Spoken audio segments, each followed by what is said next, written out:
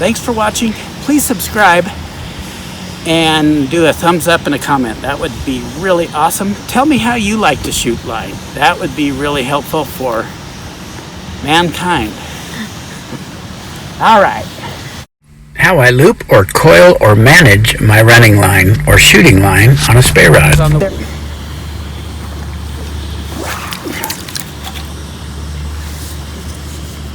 See, this is what happened up with.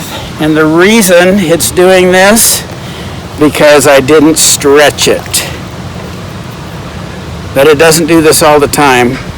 So, number one lesson is stretch your running line. Slack water using mono line, like a pond or a lake, or really slack, beautiful water that doesn't have weeds. I'll just lay it all my strips on the water and cast it. And, you know, if it's decent enough mono, it'll usually shoot out there. If it starts to sink, I want to at least have big loops in my fingers. Usually I put it in this finger here, and I just want the loops out of the way of the end of my rod so my line doesn't hit when I'm trying to cast.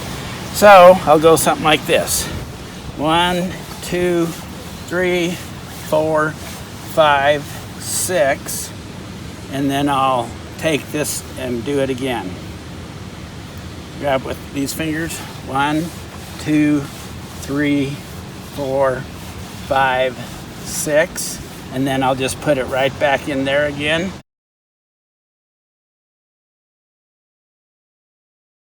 1, 2, 3, 4.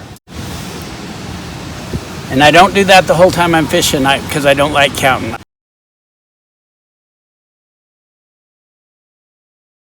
So, but if I get into some areas where my loops are getting swept downstream and I'm hitting them and stuff, I'll do that.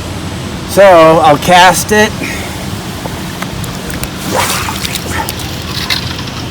Okay, it went out there decent, but I had it tangle up a little bit. Okay, I'm gonna try it again. 1, 2, 3, 4, 5, 6. 1, 2, 3, 4, 5, 6. Middle finger. 1, 2, 3, 4, 5. I'm not gonna change the direction of the loop. I'm just gonna cradle them all right here in my little middle finger. So, theoretically when I cast, they'll all go out.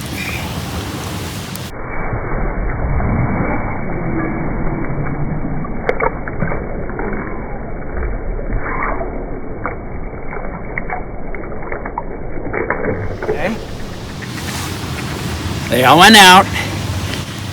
So that's two scenarios. And the last one is when you have a bunch of eddies around your legs and you need to do a bunch of strips. That's the point where I like large loops, but if I have to go to 4, but this is probably what I would do if I was standing in an eddy where the line was making the current was making the line go between my legs and it was making me crazy. I would probably, if I really felt good about where I was fishing, I would try to go ahead and fish that. But if not, I would just go to a different place to fish. I really don't like dealing with crazy running line situations. Or I might, if it was the greatest place in the world, I might get a stripping basket. I might do any number of things. But I really don't like intricate shooting line situations. I just like to keep my loops reasonable and not strip too much. If you're stripping more than 12 or 14, that's an awful lot. If it's like 18 strips, I would get a longer line. I just really, it might be cool for a cast or two, but if you have to do 16 strips all day, it's just a pain. Now you could put 4 in this finger, 3 in this finger, 2 in this finger, or maybe 6, 5, 4, and 3.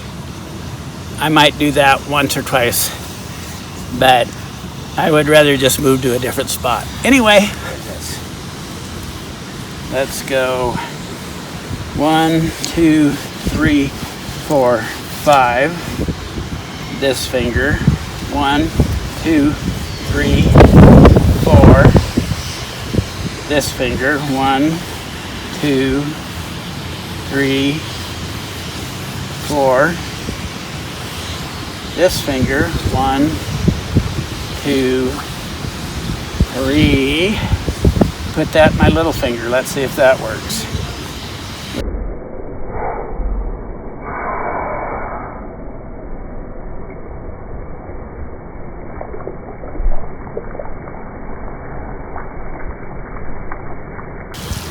Affecting the way I'm grabbing my rod. See if it works though.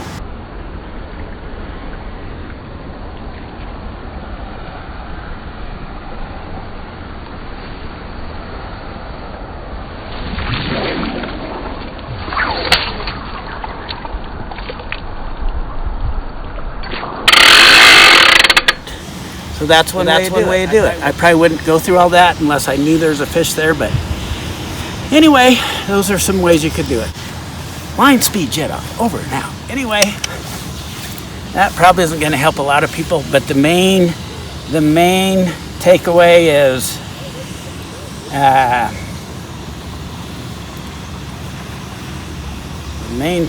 what is the main takeaway?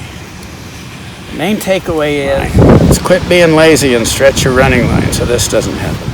I don't like to do a bunch of really difficult things when I'm fishing